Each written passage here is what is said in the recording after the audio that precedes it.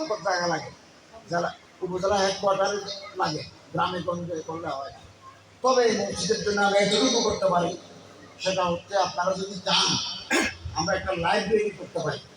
আমরা ডালমারি দেবো, বেশ কিছু বই দেবো, বিকেলবেলা এলাকার মানুষদের যদি কোরআন হাদিস থাকা ধর্মীয় ভবিষ্যৎ করতে চায়, তাহলে আমরা এখানে একটা মসজিদ পাঠা থাকবে।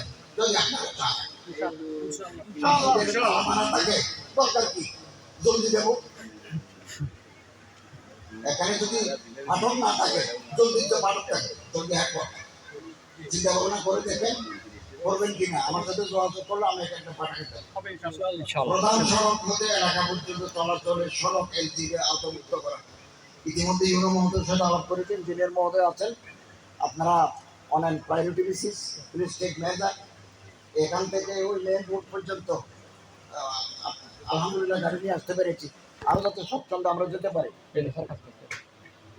কবরস্থান এখানে আমার মুরব্বীদের সবার খবর আছে, আমার মন্ত্রণালয়টা বাসা করছে, খুব বড় অ্যামাউন্ট নয়।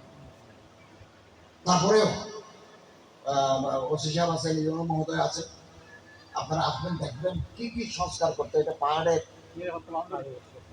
নিরাপত্তা বাউন্ডারি। তো নিরাপত্তা বাউন্ডারির জন্য তোমার এলাকা চিহ্নিত করতে হবে। তোমাদের এখানে তো শিয়ানা নিরাপদ মাল। জি স্যার,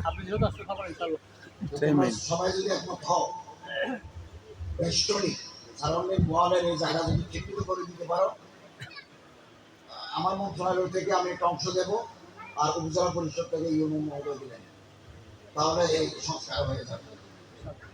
কথা শেষ। আজকে কিন্তু আমি আমার ফাউন্ডেশনের পক্ষ থেকে খুব অল্প সংখ্যক মানুষকে কিছু লুঙ্গি, কিছু শাড়ি আমরা কোক একটা দিয়েছি, এবং আসার পথে মাদ্রাসা মসজিদও দিয়েছি, কিছু অনুদান দিয়েছি।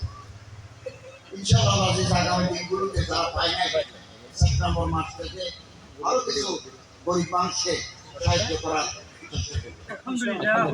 এছাড়া বাঁশখালী, এখানে বাঁশখালী শেষ মাথা আছে, বাঁশখালীর মাথা আছে, ওখানেও কিছু গরিব মানুষ মসজিদ, মাদ্রাসা, এতিমখানা, কবরস্থান, শ্মশান, মন্দির, মসজিদ, ওখানেও কিছু সাহায্য সহযোগিতা করার চেষ্টা করব। বাঁশখালী আমার বাড়ি, বাঁশখালী এখানে আমার বাড়ি, কিন্তু আমি তো উপদেষ্টা দিনাজপুরে, রংপুর, গাইবান্ধা, খুলনা, রাজশাহী, সারা 64টি জেলার 500 উপজেলায় আমাকে ভিজিট করতে হয়। ওখানে মডেল মসজিদ আছে, ইসলামিক কালচারাল সেন্টার আছে, আছে, হিন্দু মন্দির আছে, বৌদ্ধ পাগোড়া আছে, ওখানেও আমাকে অনুদান দিতে হয়। ইনশাআল্লাহ আজিজ, ওই দেশেও দেবো, এই দেশেও দেবো ইনশাআল্লাহ। ঈদগাহ আপনারা এখানে ঈদের নামাজ পড়ো,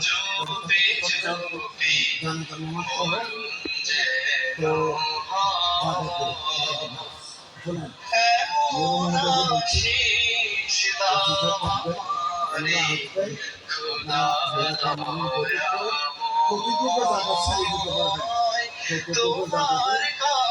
নামাজ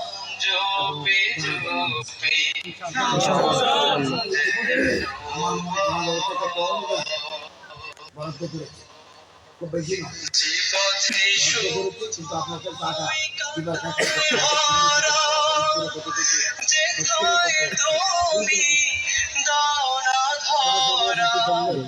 যে পথে শুধু কাটাই পরা, যেথায় তুমি দাও না ধরা, সে পথ চেনার আলো যেন, সে পথ চেনার আলো যেন প্রাণে জেগে রয়,